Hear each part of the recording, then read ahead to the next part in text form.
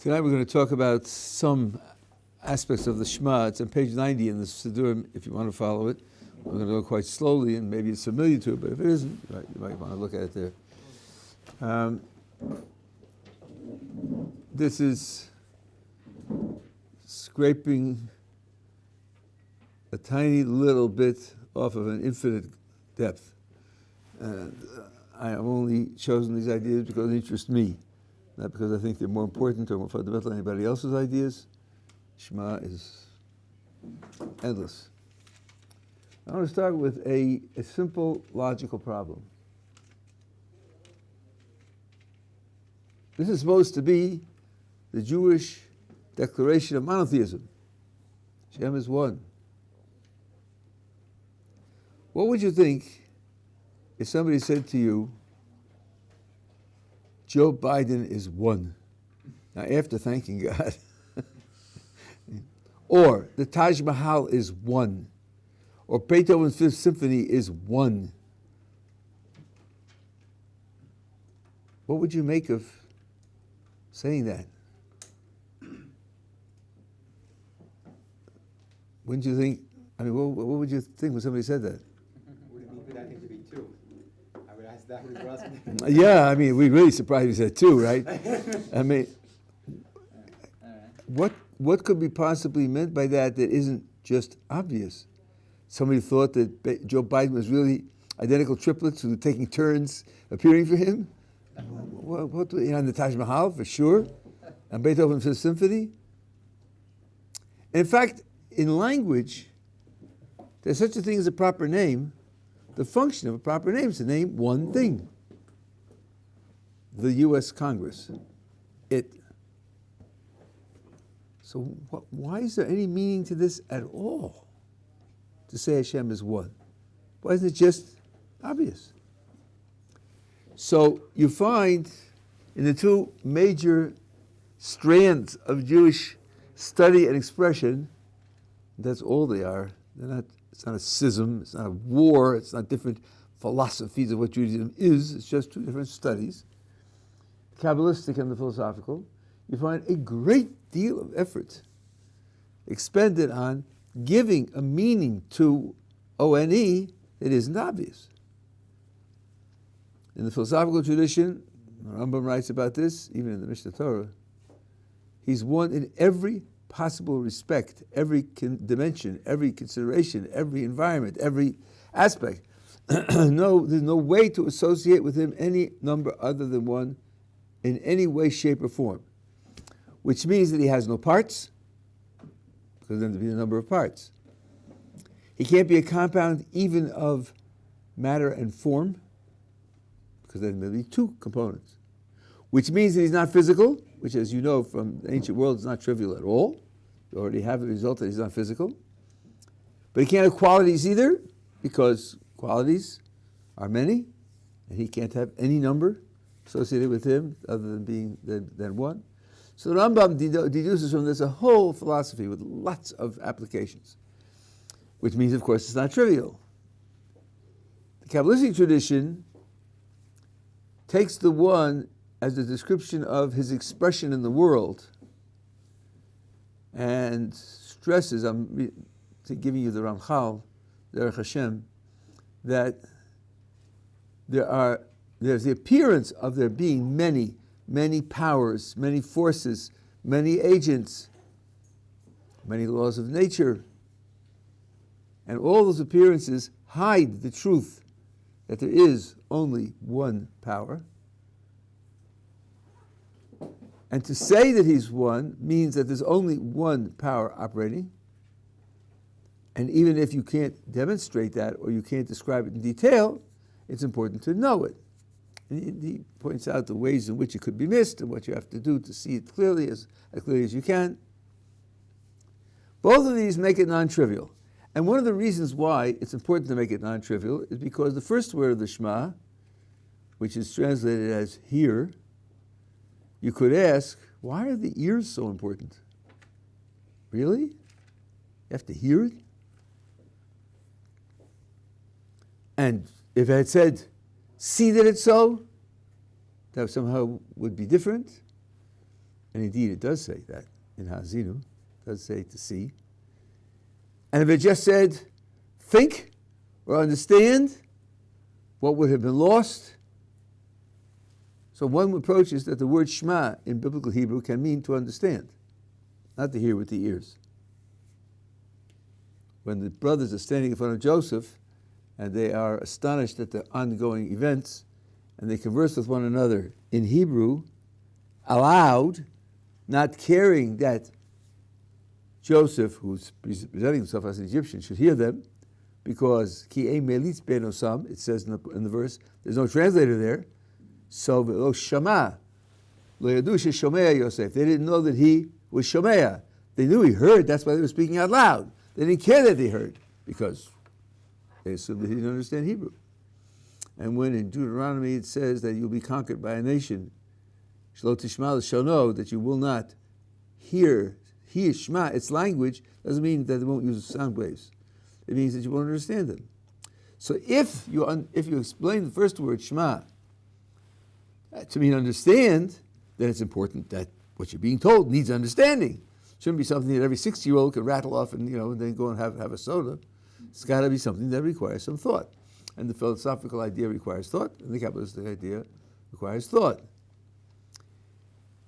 And if you take into account that the last letter of the first word, the ayin, is larger than usual, even in the Torah scroll it's larger than usual, and the last letter of echad, the dalet, is also larger than usual,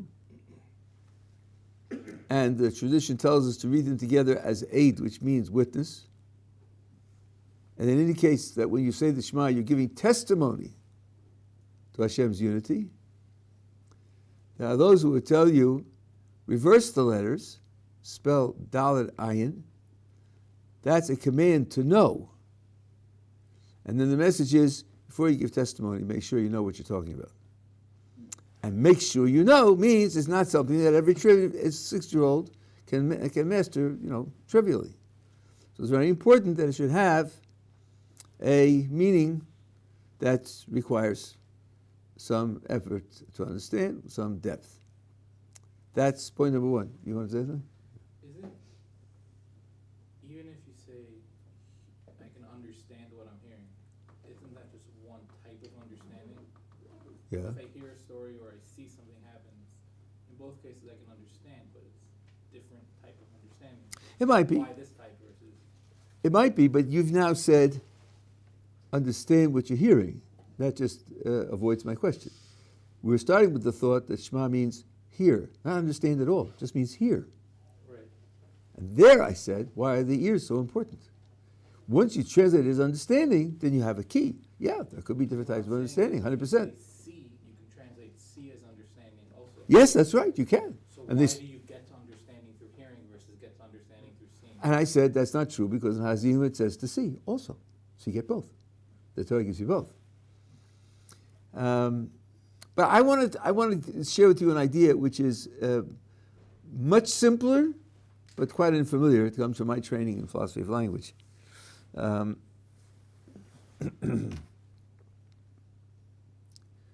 you use a proper name, there are at least two different ways to use it. One way to use the proper name is to bring to mind the thing that bears the name. So it's the name of a person, it brings to mind the person. You're talking about the person by using his name.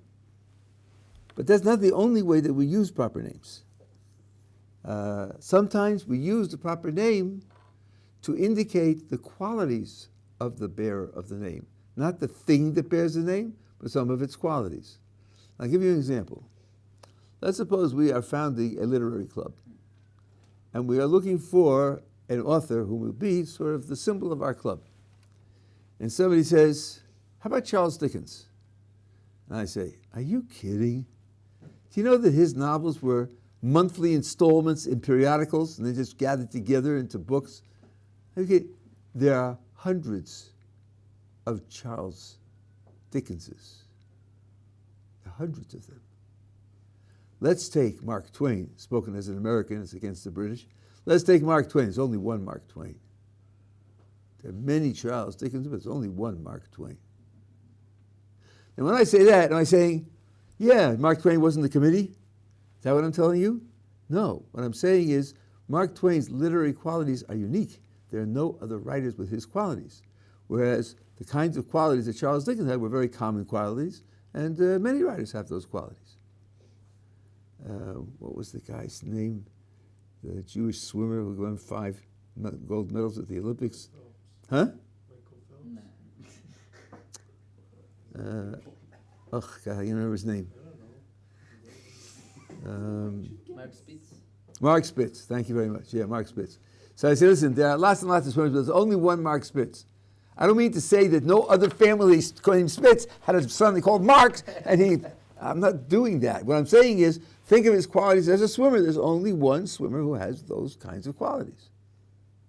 So sometimes when you use a proper name, you're using it to indicate the qualities of the bearer of the name, not the bearer of the name in total, just some qualities. And then when you say he's one, what you mean is those qualities are unique, they aren't found elsewhere. That's one slightly poetic way to use a proper name. Let's try that out here. What are the central qualities that are associated with the name, we say in English, Hashem, the Yud and the Hey and the Vav and the Hey, the 4-letter tetragrammaton, the most proper name, the word in Hebrew that functions mostly as a proper name of the Creator. Well, here are two that are dead central. One is that the word Yod and the Hey and the Vav and the Hey is built on a root that means to be, which indicates absolute existence, independent existence, self-contained existence. When you use the name to indicate that quality, you say Echad, what you're saying is there's only one necessary being. And that means everything else that exists owes its existence to something else. And if you trace back, I only exist to my parents and so to their parents, and so on, the chicken and the egg and the chicken. When you trace it back, eventually you have to come back to the one whose existence isn't traced to something else. The chain doesn't go back infinitely.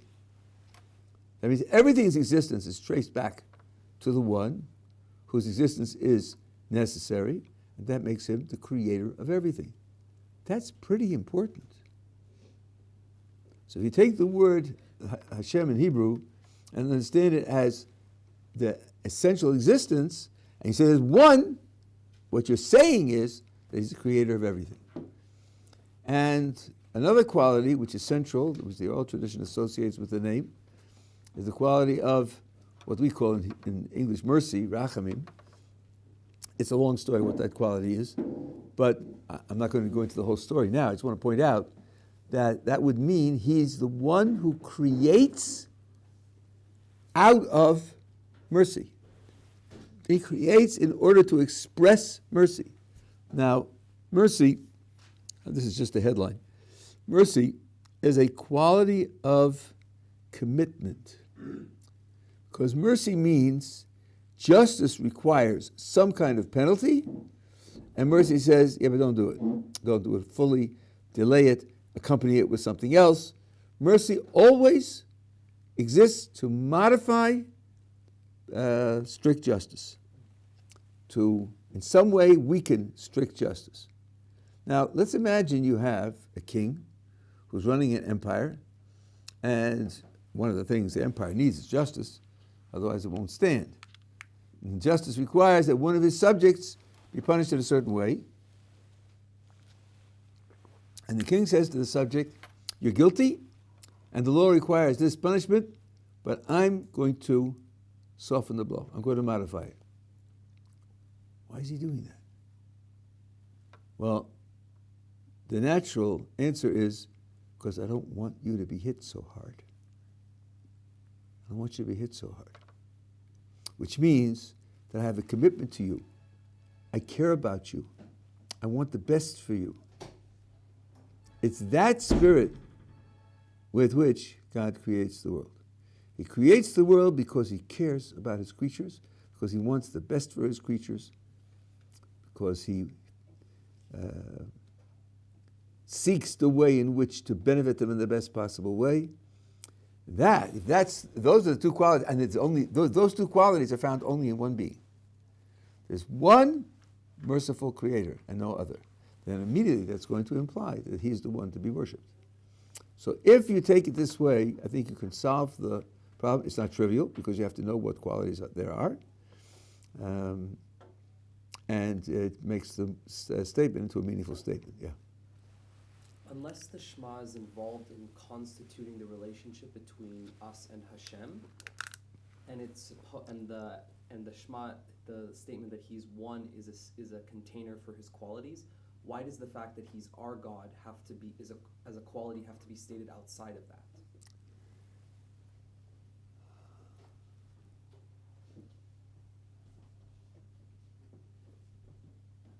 Well, if I understand you at all, you can have a case. You can have a case where A logically implies B, for people who are trained in logic and trained in philosophy and trained in conceptual analysis. They can pass from A to B, and the Torah will say both A and B. Yes, it will. It's not written only for the 0.1% who are trained logicians. Okay.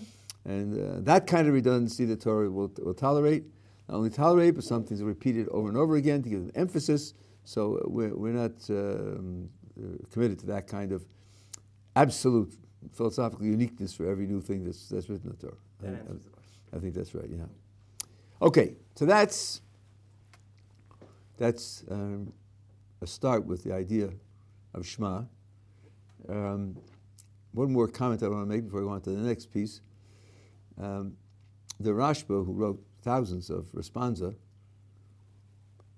wrote an answer to a question put to him by a Christian. Question about verses, what they mean, why they don't, according to us, don't imply Christianity. And he asked, why isn't the Shema a clear statement of Christianity? Because it says, Shema Yisrael, listen, Yisrael, pay attention. Listen, hear, understand.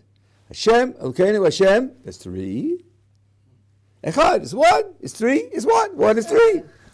You've heard of that before, haven't you? It's not Hinduism, not Buddhism, it's Christianity. 1 and 3 and 3 and 1. Right? And there it is, in your book, according to your words. Right? Okay. So he answered him for the obvious answer. The same is true when Maimonides was accused of denying the resurrection. There was a Rosh Yeshiva in Baghdad who denied, and the Rambam wrote a whole essay on the resurrection. And he said, I stated explicitly in the Mishnah Torah that I believed in it, and my commentary of the Mishnah is one of my 13 principles of faith. And this guy missed it, right? And in my whole essay, I'm not going to tell you anything you don't know, but he missed it and other people are concerned about it, so I'm writing this essay. He said, but how can I complain? Because God wrote that he's one, and the Christians say that makes him three. So if God can be misunderstood that way, I can't complain he's misunderstanding me that way, in a similar, equivalent way. Okay.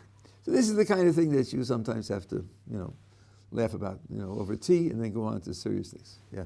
For the three, what commentary was you said it was in? Who said that the Christian wrote to him asking about the three of God's names meant the Trinity? That's right. What was his response? Well, it's not three different names, and they all refer to the same being, and we're talking about the being. We're not talking about the three different names. When the Jews in Elijah's time, many were worshiping Baal, and Elijah challenged the priests of Baal to a contest, and said, "You build an altar and offer a sacrifice, and I'll build an altar and offer a sacrifice." And we won't put any fire. We'll ask for fire to come down from heaven, and we'll see who sends down fire, right? And of course, when they ask for a response from heaven, nothing happens. And when Eliyahu asks Kosh Baruch Hu to send down fire, he does. And the people say, "Hashem hu Elokim." Hashem hu Elokim. Hashem is Elokim. They're identical. That's what they say. Well, this Christian lived, 2,000 years after that. And he knew that because he was trained in the Bible. So he should have figured out that the fact that you have two names doesn't mean you have two people. And here it's Hashem, Elokeinu, Hashem. The Yud Kei Vav Kei appears twice. So how do you get three out of it? It's the same name twice. So they can't get three entities out of it. Right? The question was not a great question. Can you see why there's a repetition of the Yud Kei Vav Kei? Okay, let's talk about that. There's a Rashi here. If I didn't tell you it was Rashi, I think you'd be astonished. The Rashi says the verse that explains this verse is V'hoya Hashem Elokem Hashem lemelech al kol haaretz b'yom hu yeh Hashem echad u'shmo echad. Hashem will be melech over the whole land, and in that day in the far future, it will be that Hashem will be one and His name will be one. That's how Rashi explains the Shema. Listen again. In the far future, it will be that Hashem will be king over the whole world. Hashem will be one, His name will be one. You hear what Rashi's saying? What Rashi's saying is the Shema isn't true now. It isn't true now. Hashem Echad, Rashi says, is a fact that will occur in the future, not a fact now. That's shocking. How could Rashi say that? Because, as he says explicitly, he takes the words Hashem Echad to describe human appreciation rather than the metaphysical truth about the Creator in and of himself as he is. Not talking about that. The Shema is not talking about that. The Shema is talking about human appreciation of God's being. And that's only going to be in the future. It's not now. The Shema is not talking about now. It's talking about the future. That's when you hear that. If I told you that, and I didn't tell you who said it, you'd say it was heresy. It just happens to be Rashi. That's all. Yeah. He's just saying that human appreciation isn't there now, but he's acknowledging that Hashem is one. It's just we don't understand it at this point fully. I don't know how much you know about what Rashi does and how he does it and so on. Rashi is explaining what he takes to be the plain meaning of the text, the pshat in the text. And all he says there is, he uses this verse, that in the future, Hashem will be king over all the world, and in that day, He will be one, His name will be one, and that's how he explains the words Hashem Echad in this verse. Period. Sof pasuk. You can fill in anything else you want, there's background, and so on and so on, but that's not what Rashi is doing. If Rashi put that in, then the future would be, I don't know, an irrelevant footnote. Because the verse wouldn't be talking about that. The verse can't be talking both about the metaphysical reality and also the human reaction, which is only in the future. There's absolutely no way to put both of those ideas into one statement. Certainly not according to Pshat. That's not what Rashi is saying. Anyway, so now the idea is that Hashem Elokeinu, that's His reality to us now. And Hashem Echad is the future recognition of that, the oneness that He presents Himself with, which we don't appreciate now. So Hashem Echad is describing a certain relationship that exists now, and Hashem Echad is describing something in the future. That's roughly why the Hashem has to repeat. Yeah. When you're talking about it being used in the future, you're mentioning how Rashi seems to say it's used to be seen as king. What exactly does that mean? As he going to be? Everyone's going to appreciate him in the future. He's not king currently ruling over now. I'm slightly confused on how the meaning still. I did say that. I didn't emphasize it. In the future, it'll be universal. Hashem, whom we recognize now, and other people don't, in the future, it'll be universal. So then every single person will recognize. That's right. Umala kol haaretz de'es Hashem. The verse says the whole earth will be filled with knowledge of Hashem. That's the contrast between what is now and what will be in the future. Now Hashem Echad describes what will be in the future. Yeah. Oneness itself, the concept of oneness is kind of a human construct in the sense that it only exists within our perspective. So Rashi's saying that since that chad itself is in a certain sense, a human concept. So then from a human perspective, it has to be one.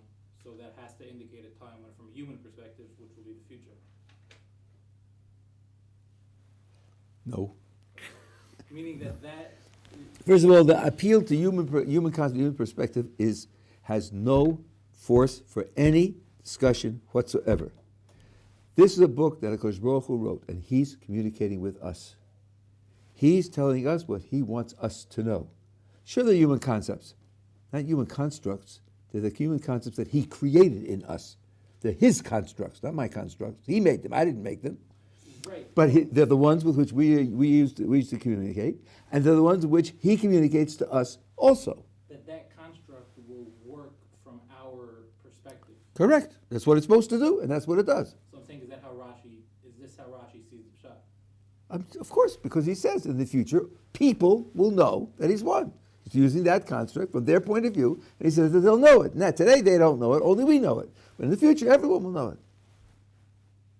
People use this as a kind of excuse for mysticism. Who knows what the Holy Bible means by one, or by peace, or by war, or so on and so on. Maybe it means something else. Maybe peace means butterflies, and maybe one means jackrabbits, and who knows what it could mean? You know, it's God, and we're only people, and so on and so on. That's absolutely inappropriate. This is a book he wrote for us to read, to understand, and to inform our minds with what he wants us to know. To make an excuse for discarding what it says on the grounds that we don't know what it means would mean that he's shooting himself in the foot. And God is not in the habit of shooting himself in the foot. Yeah. Can we maintain at least though that while on the one hand we do have the meaning that God's trying to convey to us, like without discarding it, like acknowledging the simple meaning, or not the simple meaning, whatever meaning echad is to us, like one, right? But can we at least maintain also that there is some deeper meaning that we're not aware of and can't be aware of as humans? Well, a deeper meaning that we can't be aware of as humans? At least on this. It could be. That could be. Yeah, that's fine. That's not the issue. The issue is whether I can question or discard the meaning that I have now on the grounds that God is infinite and who knows what it means, so on and so on. That you cannot do. To acknowledge that there are other levels of meaning that we may not be party to, or may not be able to be party to, that would be fine. That would be fine. No objection to that, yeah. Considering that from the word oilam, we learn there's certain essential part of creation which is hiddenness. Then how would the formula would operate for the world with the that and the aidus of that there's actually like a constant eternal source of existence. Well, you're right. The word olam is based on a root which means to hide. But hiddenness is a matter of degree. Right? Next week, Wednesday, in Yerushalayim is Purim, and you'll see people in costumes, right? So you won't know his identity, but you know how tall he is, you know how much he weighs, and you could probably guess that he's not from Nebraska or from Nigeria, you know, because he wouldn't be here for the holiday, and so on and so on. So it's not as if it's total non-existence, total zero. And the same thing is true with even in Gan Eden, where Adam and Chava were surrounded by miracles, there was hiddenness. There was a degree of hiddenness and a degree. So everything is a matter of degrees, more and less. Okay, all right. Maybe we could try to do one more pasuk anyway. It says then, "V'ahavta Hashem Elokecha." You should love Hashem. Now the question has been raised: is there any natural transition between the first verse and love? Baruch Shem that you say is not a verse at all. It doesn't. It's just so it's a reaction, but it's not written in the Torah at all. So what would be the relationship? And it's not obvious. Certainly, from the Rambam's point of view, it's not obvious what the transition would be. Even from the Kabbalistic point of view, if you dig deep enough as to the way in which he hides, and the way in which he's revealed, and the way in which you have to overcome it, and what the purpose of it is, you could probably make some kind of tenuous connection. The way I explained it, the transition is immediate and obvious. He is the one who creates out of mercy. I exist because out of his mercy, he wants me to exist. Because it's out of mercy, he wants the best for me. He's committed to me. He's even committed to help me when I make mistakes and when I fail. Shouldn't that generate love? Isn't that an expression of love? I think the V'ahavta is a very natural next step, given the explanation that I give. I mean, my explanation, my way of putting what Chazal say into a structure. It's their qualities that they're talking about. I'm saying when you say the Echad, you should focus on the qualities they said are associated with that name, and then this reaction will become a very natural reaction. Okay, now it says you should love Hashem b'chol vavcho, b'chol nafshecho, b'chol nedecha, with all your heart, with all your soul, with all your property. So, heart and soul is explained quite simply. Heart means God is at the top of your priorities. Whenever you do something, your first thought and last thought is, what does God want from me? Then you go on to figure out how to do it and so on and so on, but the guiding picture is, what does God want from me? If you love Him with all your heart, then that's your constant preoccupation. Not that it crowds out other things to think about, that's another story. Your soul means, even if He asks you to die for Him. There are certain transgressions that you're not allowed to commit, even on pain of death. Why does it say both? Because different people are motivated in different ways. One place you see this is in historical stress.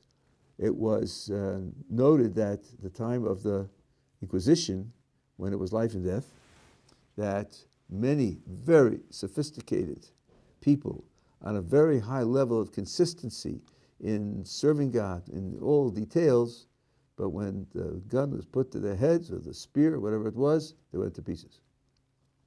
They just couldn't die. And whereas other people whose knowledge and sophistication and training was not so great, and whose consistency in everyday obedience wasn't so great, but was a question of proclaiming yourself a Christian, they said, that's the line in the sand. I don't step over that line. You can kill me, I don't care. So the ability to serve God consistently and devotedly under normal circumstances, and the ability to die for when God asks you to die for Him, those are different abilities, and neither one implies the other. What's a little more difficult to explain is someone who loves God with all his heart, with all his soul, and said, yeah, but don't forget your bank account, and your automobile, and your shoes, don't forget your property. And here, the best insight that I have to this reality is something that I heard from my mother-in-law, many years ago. She lived through the 1929 Depression. And she said at the time, people made the following observations. As you probably know, there were people who, when they lost their money, committed suicide. They jumped off buildings. People at that time asked the following question. If 2 years before this person, who in fact, in 1929, lost his money and jumped off a building, if in 1927, he had lost a child, would he have jumped off a building? How many times do you hear of parents who, when losing a child, commit suicide? I doubt that you've ever heard of such a thing. And now, second question. If in 1927 you would ask this man, what do you love more, your children or your money? Of course he would say his children. And he wouldn't be lying. But is it really true? When he lost his money, he jumped off a building and left his children orphans. Was that good for them? Did that benefit them in some way? Not really. So it comes out, he couldn't live without his money, but he could live without his children, which means that he's more dependent upon his money than his children, more precious to him, his money than his children, and he doesn't know it. Because as I said, if you ask him in 1927, what do you love more, your money or your children? He'll say his children. He's not lying. He just doesn't realize where he's at. Money, possessions have a way of eating out the center of your identity, and you don't even know it's happening. This requires self-analysis, requires self-examination, and requires certain kinds of exercises, which I'm going to mention in a moment, which can help you gain that perspective. I think maybe that's one way to understand the verse. Yes, you love Hashem with all your heart, with all your soul, but you may not realize the extent to which money has taken over your commitments. Now, you're here in Jerusalem, and you probably have some opportunity to observe life in Jerusalem. You're surely aware that almost all the people whom you visit would be, in American terms, beneath the poverty line. Indeed, most of them are beneath the Israeli poverty line. And people write about the fact that our population is a much bigger percentage below the poverty line than other populations, except for the Arab population in Israel. And yet, there's very little addiction, and very little suicide, and very little homicide, and very little social breakdown. And they can't imagine. And by the way, we live longer and healthier lives beneath the poverty line. So, and they can't figure out why that is. Well, the question then becomes, do you really need more money? What do you need it for? What will it do for you? Why are you going after that money? What does it cost you to go after that money? What kind of competition? What kind of long hours? What does it cost you in straining your relationship with your family and other things that you think are precious? Those questions should be going through a person's mind throughout his life. Very often our opportunities, well, if you do this extra, you'll earn that much more money per year. And the first question one should ask is, do I need it? And if I get it, what will it do to me? Rather than, hey, I can have another 20,000. That's one thing that this verse instills in a person, a sense of responsibility for his ultimate values and his ultimate identity vis-a-vis his decisions with respect to money.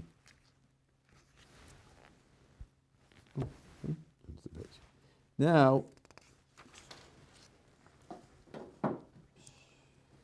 the next verse says, these words should be upon, which I'm commanding you this day, should be on your heart. In logical grammar, there's a certain class of expressions which are called indexicals. I'll illustrate to you. You get a call from George, a high school buddy. You haven't heard from him in 8 years. George, wow, how are you? 8 years it's been. Tell me, George, where are you? And he says, I'm here. Well, yeah, I guess that's true. Wherever he is here for him, because here's where you are, right? But that doesn't tell you anything, because wherever he is, if he said H-E-R-E, it would be true. He is where he is. Fine. Let's try that with time. If I say to you, now is when I'm talking. So if I say I'm speaking to you now, the word now plays no role at all. He knows that, because now means when he's speaking. So he says, the words that I command you this day. What is the function of the words this day? The people listening to him know that he's commanding him today, because it's today when he's speaking. Because that's what today means. It means when you talk, when the action is taking place. So the commentators say that whenever you read it, it should feel to you as if it was your today when it's being given. It should constantly be new. These words should be constantly new. And that is a big challenge. Everybody knows the problem of doing something by rote, doing something over and over and over again. How can you keep it new? Oh, that clock has stopped. How can you keep it new instead of being stalled? I'm being picked up at 9:30. I can't afford to be. So this is a question you should ask many people. We're talking a psychological question now. I'll give you the one answer that appeals to me, but as I say, you should ask other people as well. One way to make them new, constantly new, is to apply them to your present reality. I hope you aren't bored with yourself. I hope you aren't bored with your life. So if you can use these words, you can apply these words to your own reality, then they will take on the interest that you have in your own reality. The easy way to illustrate this is in the Shema Esrei, when you pray for health, your state of health fluctuates, and hopefully you have other people in mind as well. So each time you utter that prayer, you go over in your mind, who do I know? who needs health, who needs help, who's suffering. And then it applies to wherever you happen to be. Now the Shema, again, given my pshat, I would recommend to do it this way. He's the one who creates me out of mercy. He's the one who wants the best for me. Well, what's happened to me since the last time I said Shema? Now, if you are one of the people who lives up to the law, you say it twice a day. If you're one of the aficionados, you say it 5 times a day. We're not talking about that. Morning and evening, 12 hours in between. What happened to the last 12 hours? Well, really, a lot. You went through certain experiences, you were faced with certain challenges, some you succeeded at, certain beautiful things happened to you, certain strange, strenuous, stressful and challenging things happened to you. If you take the concept of Hashem Echad and apply it to the last 12 hours, you get a perspective on it, and since, at least for us, the vast majority of what we go through is good, we recognize that it's good for us, let's put it that way. So then, the sense of feeling cared for and cared about can be made vivid. Maybe you'd spend on the Hashem Echad 10 seconds. That's not too extravagant, hey? And think, wow, I'm alive, I'm walking, I'm talking, I'm able to think and function and feel it and relate and all of that. And all those 12 hours, because you were supporting me. That's a way to make it not boring. If you're not bored with your own life, you won't be bored with the ideas. That's what it means to say, these words I command you this day on your heart should be on your heart as if they were commanded this day. Shinanta Levanecha means to train your children in them. When you'll be parents, you will probably have the feeling that I think it's almost universal for parents, I want the best for my children. I want the best for my children. And you think, I'm a certain age, I've had certain experience, I've come to know that some things are better than others and some things aren't worthwhile. I want to give the best to my children. Here, the Torah is telling you, this is the best. There's nothing better than this. Doesn't mean it's the only thing you should give them, but this is the best. And you should certainly commit yourself to train them in them. Not just to communicate them and say, well, either you get it or you don't, either you agree or you don't. No, train them. And I'm going to tell you a piece of heresy now, according to certain contemporary standards, and don't trust their judgment. Don't even trust their judgment about washing their hands for dinner, let alone an absolute criminal nonsense that they pretend to trust children in certain segments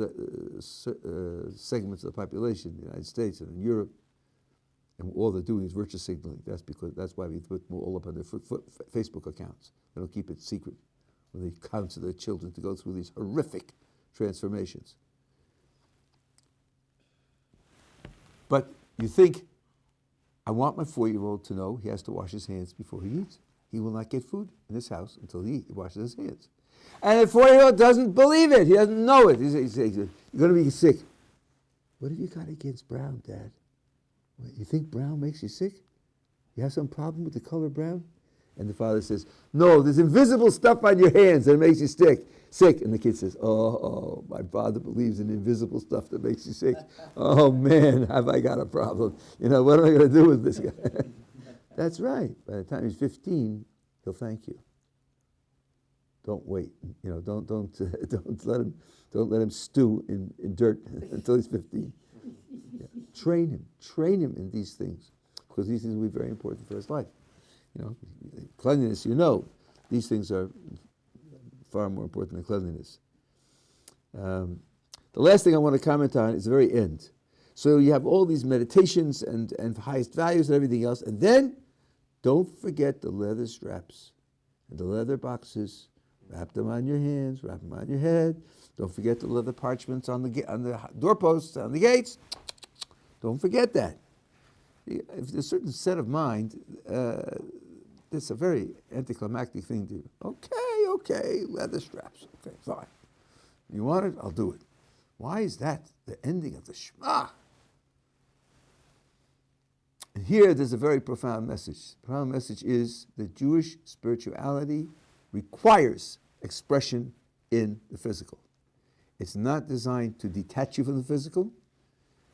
It's designed to insert you into the physical in such a way that you can elevate the physical. And therefore, you have to know that even the poles that hold up the door frame can be spiritualized. The stone gates of the city can be spiritualized. Everything in the physical world can be elevated. This religion is not a religion of the mind and the heart. Some religions pride themselves that they're a religion of the mind and the heart, and their highest religious performance is to go off into a cave or a mountaintop and meditate and cut yourself off. Certainly not to be married and have a family, and or to beg. The Torah doesn't approve of that, and the most brutal, direct way to put it is: so you're going to disconnect yourself from the mud, right? Who's creating the mud? God's not disconnected from the mud, He's making it. So it can't be just a throwaway. It can't be just bad. He's making it, it's an opportunity. It has a potential. That potential is crucial for realizing the purposes for which He created the world. That's one deep reason why the Shema ends with leather straps and leather. Yeah. So this would be just kind of like a part two of what happened at the beginning, or what we talked about at the beginning of the paragraph, where all your heart, soul, and resources, the head. Oh, very good. Yeah. Very good. Wow, that's very good. I didn't think of that. That's very nice. I've only given this year about 100 times, but that's a very nice connection. Thank you very much. That's very good. Yeah. When it comes to money, why is the term me'odecha used? Isn't the term ma'od? I don't know. It's a good question. Ma'od, literally in Hebrew, is an adverb, which means a lot. It modifies verbs. Now it's become a noun. I never figured out what the relationship was between the adverbial usage and the noun. I don't know. I'm sure there's an answer, but I just don't have to know it. Yeah. This is a question about this is a question at least about the blessing of the Shema. Okay, this here obviously the one from Mark, so it's page 258. But it mentions at the end of it, the English translation, it says, "May you not remove your love from us forever." I thought that was odd, because isn't that kind of telling God what to do? Where are you reading? This is for the blessing of the Shema. The blessing? Oh, the blessing. Yeah. Okay.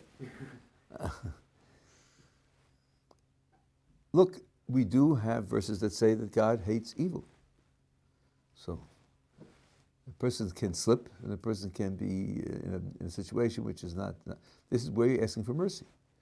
There might be circumstances where, according to strict justice, it would be appropriate for him to remove his love. And also, the word love refers not only to an inner experience, but it refers to certain types of manifestations. Our mitzvah to love other Jews means protecting their property, saving them from harm, so on and so on. There are times when the Kodesh Baruch Hu authors destruction of Jewish property, authors the death of Jewish people. So could refer to the expression of it as well. But I don't know, at least intuitively, I feel it would be odd to tell him what to do. Oh, all petitions are in the imperative. Mm-hmm. All petitions are in the imperative mood. They are, do this. There's a suppressed please. All petitions are in the imperative. They all are what we would call the imperative command. Linguistically, they're commands. But the meaning of it is, of course, a request. Okay.